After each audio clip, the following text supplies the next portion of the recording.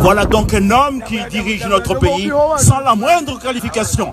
Je vais vous donner la preuve. Cet homme ne sait pas compter. Non. Parce que 10% de 0, ça fait quoi? 0. 10% de 0, ça fait quoi, Azali? 0. Alors comment veux-tu réparer les dégâts du cyclone Kenneth avec 0? Je me demande si jamais tu as déjà eu ton bac C. On m'a dit que tu as eu un bac C. Je doute. Je ne doute. Parce que tu ne sais pas compter. Alors quand on ne sait pas compter, ben, c'est pas étonnant qu'on ne sache pas diriger un pays. Parce qu'un pays, c'est d'abord des chiffres. C'est d'abord des chiffres. Mais il y a un chiffre que tu connais bien. C'est celui de ton salaire. Ah, celui-là, tu le connais bien. Celui-là, tu le chéris bien. Celui-là, tu sais lui donner les bons pourcentages chaque année. N'est-ce pas? Voilà.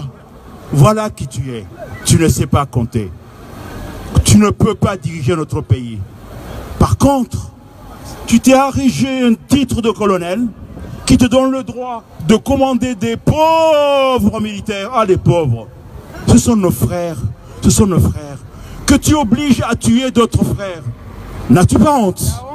N'as-tu pas honte? Tu devrais avoir honte parce que demain Dieu te punira. Entends-tu les hitimats qui sont proférés chaque semaine dans les mosquées? Entends-tu la colère qui gronde? Entends-tu la colère qui gronde dans les maisons? Parce que la mère a perdu son enfant. Parce que le frère a perdu son frère. À cause de ta méchanceté. À cause de ta méchanceté. Tu es un homme méchant. Tu es méchant pour moi. Tu es méchant pour mes frères. Tu es méchant pour notre pays. Va-t'en! Va-t'en! Retourne à l'école déjà pour savoir compter.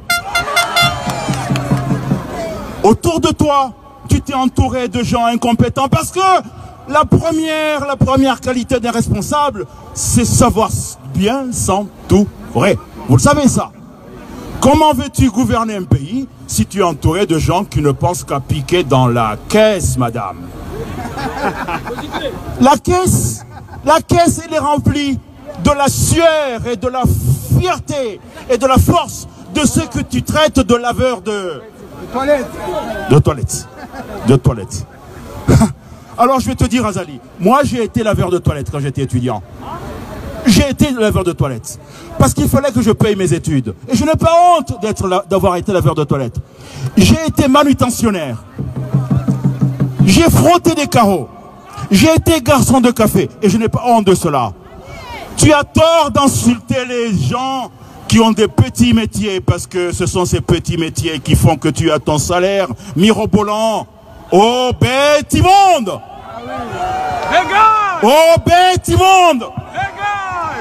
À l'acte 1, on t'a donné un coup.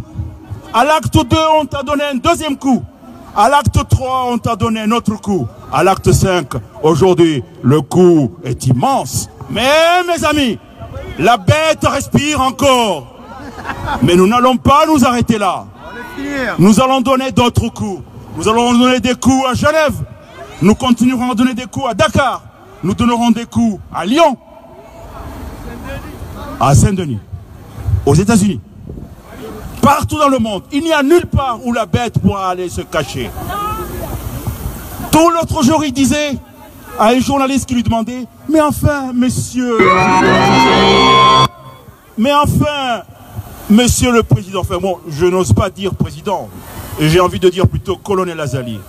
Pourquoi n'allez-vous pas demander de l'aide à l'extérieur? Qu'a-t-il répondu? Qu'a-t-il répondu?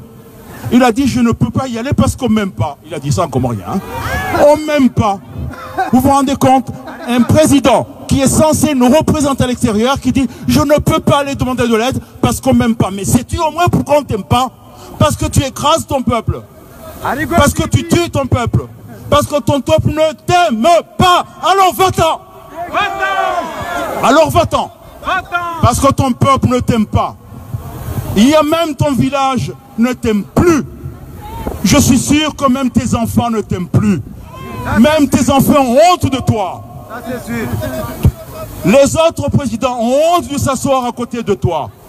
Tu devrais avoir honte d'être... Oh, président, non. D'être assis à un fauteuil qui ne te revient pas parce que tu as volé ce fauteuil. De la même manière que tu es en train de voler les élections de gouverneurs, tu es en train de les voler comme tu as volé ton fauteuil de président. À Abdou Seif, tu es en train de lui voler ses élections. Comment oses-tu? Tu as volé une fois, tu voles deux fois, mais tu voleras toujours. Alors aux voleurs on dit, va-t'en. Aux voleurs on dit, mon Dieu, laisse-nous tranquille. Laisse-nous vivre. Laisse-nous. Laisse à cet homme. Laisse à cet homme la possibilité d'élever son enfant dans un pays où la loi règne, dans un pays où la paix règne, dans un pays qui se développe, dans un